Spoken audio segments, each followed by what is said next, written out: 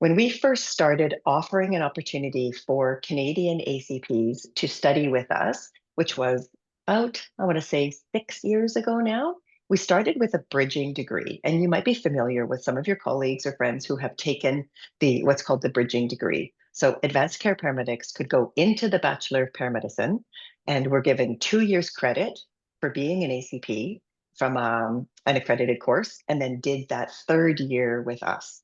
So they studied online and they did the equivalent of 1 year of education, which was 8 subjects, we call them, and then came out with a 3 year Bachelor of Paramedicine.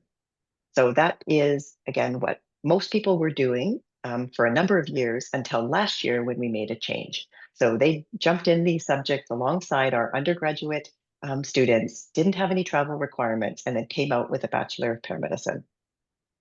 We called that a bridging degree. So why would they study this Bachelor of Paramedicine? Well, back when we started this was the only option available to ACPs. We were just figuring things out, and it was determined to be the best fit. What we see now is because ACPs can go into our Masters of Paramedicine, what we find is fewer and fewer ACPs who want a bachelor degree. So now the ones that we see taking the bachelor degree are those ones who, say, in Canada, they're interested in, say, for example, taking a domestic course like medicine, but then a 3 year degree typically isn't enough because you take your 3 year bachelor and you go to your medicine program in Canada and you say, I want to apply to medicine. And they say, well, you need 4 years. You need a 4 year degree, or you need at least 2 years full-time education recently. I don't know, I'm not up on all that, but this is what I hear from folks who want to apply to medicine. So we do have some people, though, have done their homework and said, no, what I want is I want my bridging degree that's at a bachelor level, and then I want to do my 4th year as an in an honors as an honors year. So we have a couple people doing that right now. So then they come out with a 4 year bachelor degree, and that 4th year is a research year. So they learn all about research and they do a research project with a supervisor. And in red there, you can see the type of subjects that these folks have been studying. So if you're interested in that pathway, then the Bachelor of Paramedicine, probably with honors, is for you. Or if all you want is, I want to be able to say I have a Bachelor of Paramedicine, then the bridging degree is probably for you. And it's 8 year subjects, or sorry, 8 subjects. Now, the Master of Critical Care Paramedicine is where we're seeing most students now. And when we made the change, I think it was the beginning of last year, a number of students who were in the Bachelor actually stopped studying the Bachelor and switched into the Master of Critical Care Paramedicine. So if you Google Master of Critical Care Paramedicine Australia, this is the page that comes up. And what I just wanted to highlight for you is that the Master of Critical Care Paramedicine, if you look at the bottom, is inclusive of those 2 other courses I mentioned, the graduate certificate and the graduate diploma. As I said, people in Canada, people want the master's degree because that's what's recognized in Canada. That's what we're used to. You apply, if you see in the middle, at the graduate diploma level to get in, and then you fill out the form to officially join the master's. But we have what's called an articulated set, which is a bit of a unique thing. And I think with my experience being a paramedic and working and knowing paramedics for so many years, sometimes we have really busy lives and really busy work schedules, and we can't necessarily get it all done at once. So what you can actually do is you can take the first 4 subjects, none of which involve the one that you got credit for, and you can actually exit the university and graduate what's called a graduate certificate in critical care paramedicine. So you get a piece of paper that says, I went to Charles Sturt University and I have a graduate certificate in critical care paramedicine. You can do the same thing at the second level, which is those other 4 subjects, which you'd have to do 3. And you can come out with a graduate diploma of critical care paramedicine, which is where a lot of our Australian students, like I said, that's what they need to be like an ACP. So that's a lot of them, that's where they exit.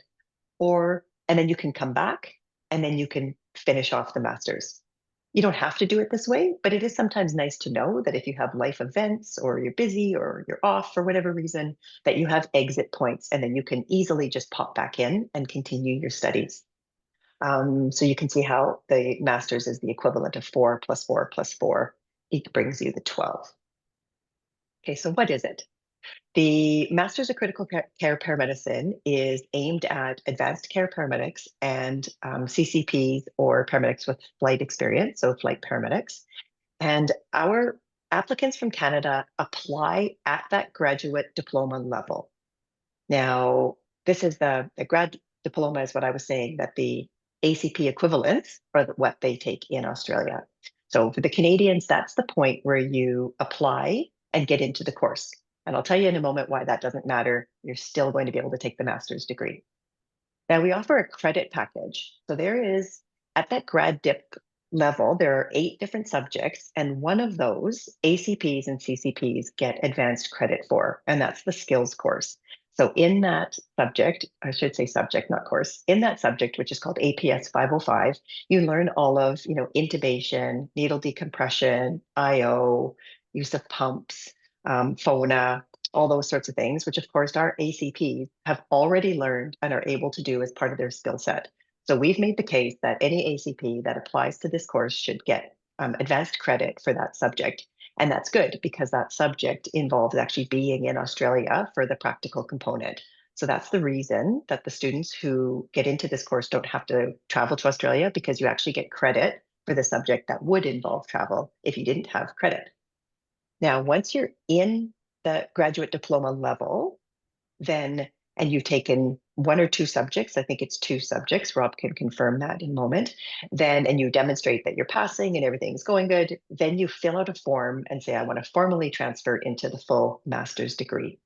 And the reason we do that is because those that know that provide all of the guidance for Australian education from the government say that unless you have a Bachelor of Paramedicine, you're not actually allowed to apply directly into a master's, but you can apply into a graduate diploma level with your clinical experience and your education. So it's an administrative process.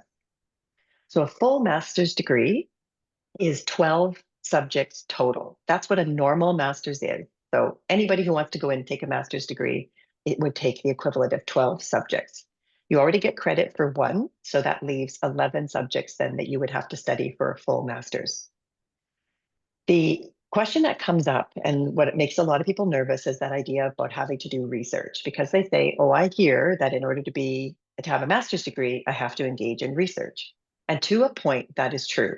So anyone who takes the master's degree has to learn about research. And like Tara said, she learned about research in her studies.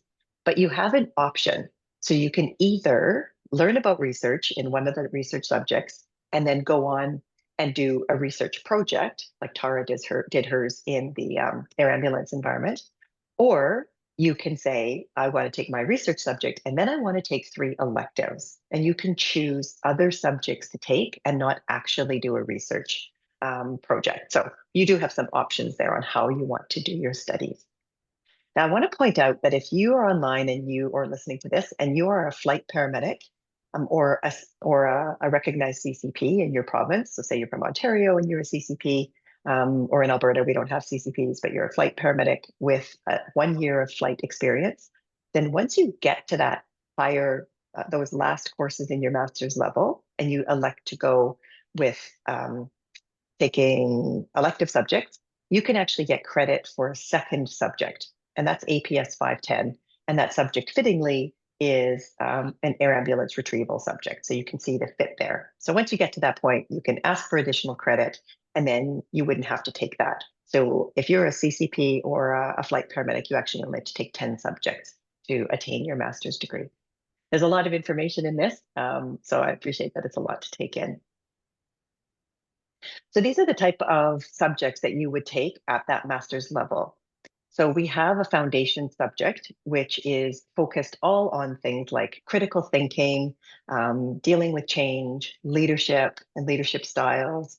What else is in there?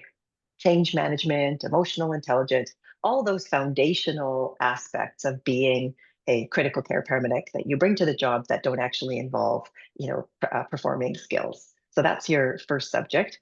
And then we also have a pediatric maternal subject, which is one of your first subjects that you take. And that's pretty self-explanatory what you're taking there. We have a cardiac focused one, a medical emergencies one. The medical emergencies are things that would involve, learning, layering on things like learning about blood gases as an example. A trauma subject, which was what Rob was teaching. We have a respiratory one, which is focused on all your respiratory and airway management. vents, RSI, all that good stuff. All of our students, as of today, and I don't know if that's going to change, but all of the students that study with us have to take an Indigenous Studies course. It doesn't matter, or subject, it doesn't matter which course you're in, everyone has to take one. And it's, full disclosure, it's an Australian Indigenous Studies subject, but my understanding is that people have been doing their assignments based on Canadian First Nations content. Then, like I said, there's a research component, at least one subject and a project, or one subject, and then you have your elective options.